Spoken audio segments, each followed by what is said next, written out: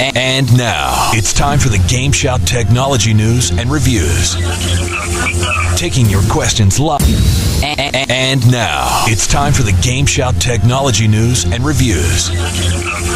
Taking your questions live, the GameSHOUT Technology Show. Welcome back to GameSHOUT Radio. You're listening to Technology This Week, brought to you by Newegg.com with your hosts Soulrift and Jadri. Thank you, Trick. Yes, this is the Technology Show. Nice of you to join us, Jadri, and we've got some a fantastic show today. Well, you know what? I'm going to jump right in with a bit of very cool technology news that I was digging up. The launch date for the Blu-ray drive has been announced. Yes, that's right. Sony Pictures has announced that the Blu-ray revolution will formally kick off. Formally, not formerly. Anyways. Formally, yeah. Formally kick off on May 23rd in North America. So May 23rd is when Blu-ray is going to hit the stores. Now, there's going to be 8 Sony movies right away that will usher in the Blu-ray. They are 50 First Dates. Not so sure about that. Fifth Element, one of my favorite from French movie director Luc Besson. Hitch, House of Flying Daggers. I didn't quite like that one as much as Crouching Tiger, Hidden Dragon, but A Knight's Tale, and The Last Waltz, Resident Evil Apocalypse, which I haven't seen yet. I ought to go out and see that one. I like the first one, and XXX. And then 3 weeks later, on June 13th, 6 additional titles will be released: Kung Fu Hustle, Legends of the Fall, RoboCop, Stealth, Species, SWAT, and Terminator. So that's how they're going to usher in the Blu-ray revolution with 8, then 6 movies. So you can be sure to have an entire collection of every Blu-ray movie released, without too much of a hustle. Unless, of course, these things are really expensive. They're looking at charging as much as $40 per movie. Wow. $40? Ow. Holy crow. Yes. It could cost as much as $40 for the movies. Some of the cheaper ones might be only $30. Some of the cheapest ones maybe $25. But we're looking at a pretty jacked up price range per Blu-ray disc, at least when they're being initially released. They better be, not compressed at all. Oh, yeah. Well, of course, one of the nice advantages with the Blu-ray will be that things will be a lot bigger. For example, Frank Herbert's Dune, the TV miniseries, which spans several discs, will be available on a single Blu-ray disc for $30. So there's some ups and downs. I can see things like these TV series or like these anime series where normally they're releasing 4 episodes on a disc, or you've got to buy this whole collection of like a dozen discs just for one season. Well, now you can get them all on one Blu-ray disc, and then the $40 price tag is worth it. But well, we'll see. I mean, maybe if they can put whole collections of movies, like I can see maybe Lord of the Rings, the entire extended trilogy on a single disc for $40, that I'd pay for. Well, yeah, that would be worth it, but to, have, what was that latest one with the airplane? Kid disappears on an airplane. I sure wouldn't pay $40 for that thing. I don't remember the name of it. See? Isn't that bad?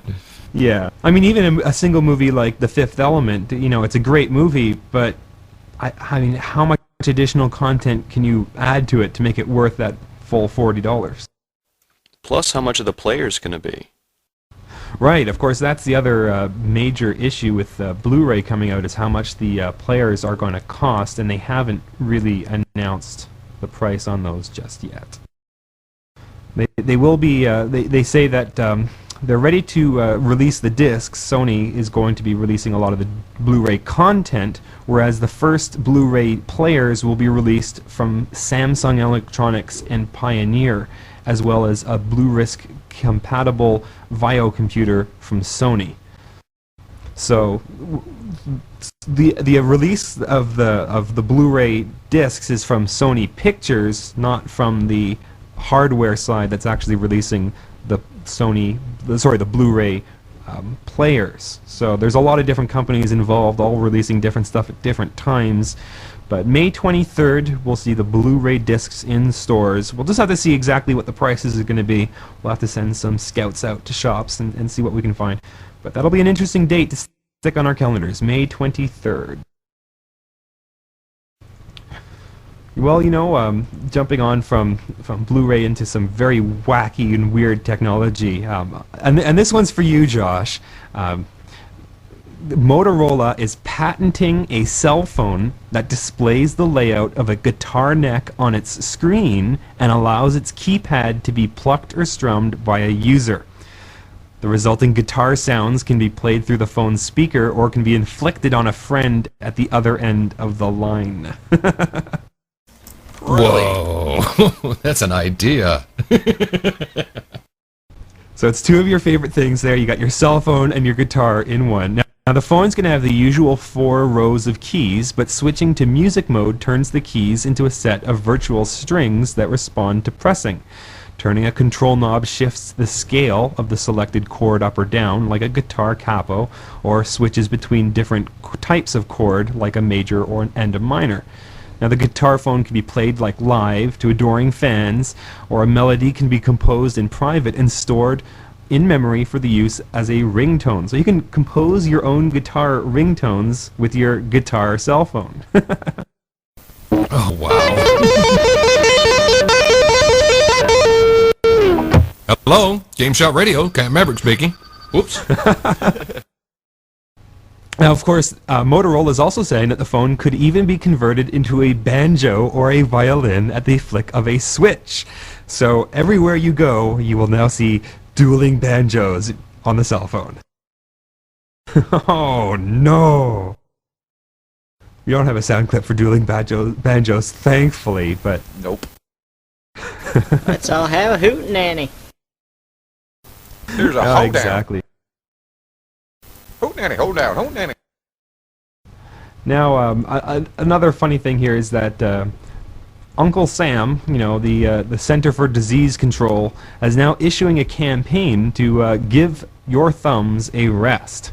Yes, they're hoping to get gamers off their couches and playing outside with a whole series of ads, things like featuring overweight baseball players eating burgers and lounging around in a rundown stadium, which reads, "Give your thumbs a rest, play for real."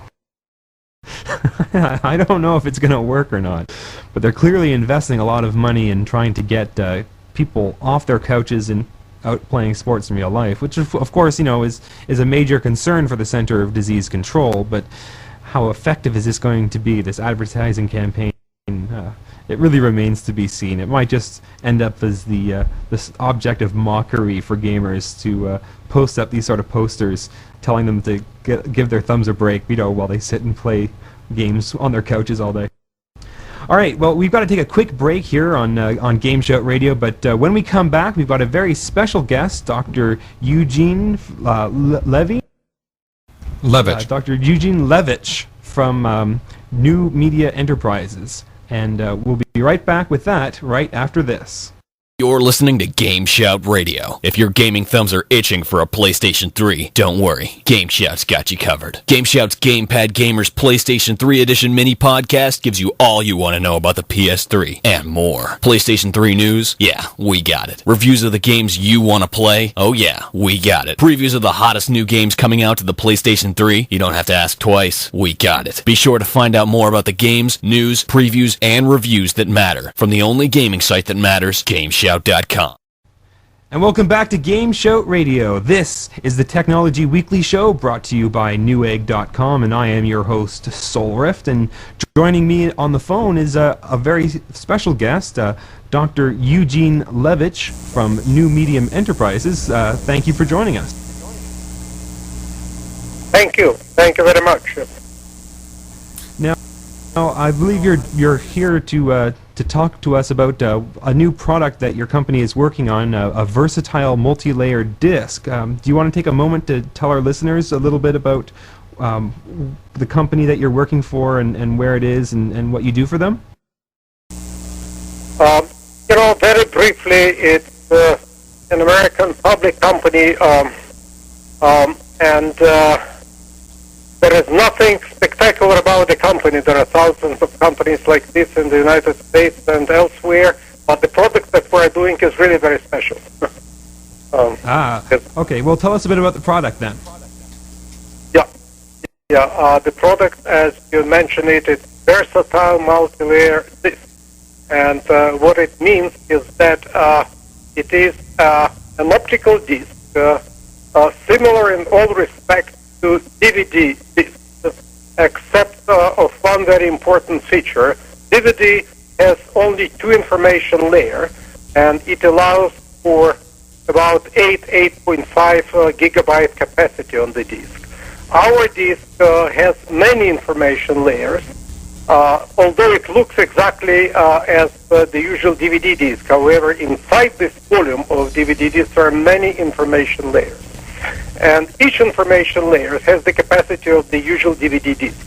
So in other words, we have multiple capacity disks by comparison with DVD disks. In practical terms, it means that we can store much more information on this disk by comparison with DVD. Well, that's fantastic. I know one of the big problems is always storing as much as we can on the discs that we have available. But it's an interesting release. I'm reading some of the comparison charts available on the website, which lists, the regular DVD and then the versatile multi-disc. And it says that there's 10 layers and the DVD only has 2 layers. How exactly do you get so many more layers on the disc? I mean, how does the technology work with all those different layers? It's very difficult to put the details in this brief space of time. It's a special technology which allows to grow one layer of information upon the other, and it is quite different from what is done in DVD. However, the equipment, the factory equipment that we're using to make our disc is exactly the same as DVD equipment. So for manufacturing of our multi-layer information disc, we do not require changes in the whole industrial infrastructure of DVD disc, and this is very, very essential. And yes, let me point out the following. Yeah, sorry. Go ahead. Well, I was just going to point out that is a major issue, because one of the things we've been reporting on with the high-density DVDs and the Blu-ray DVDs is that there's a lot of expenses involved in upgrading the factories to produce them, and with your versatile multi-layer disc, you just don't have to spend all that money to upgrade the factories. You got it. This is exactly the point. We can manufacture and produce and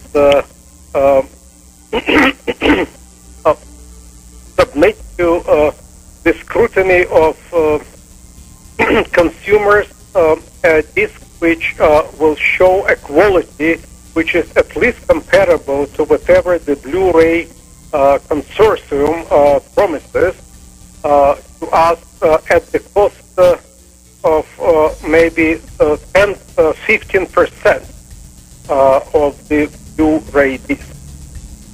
Actually, the cost of production of our versatile multi-layer disc is quite the same as for the usual DVD disc.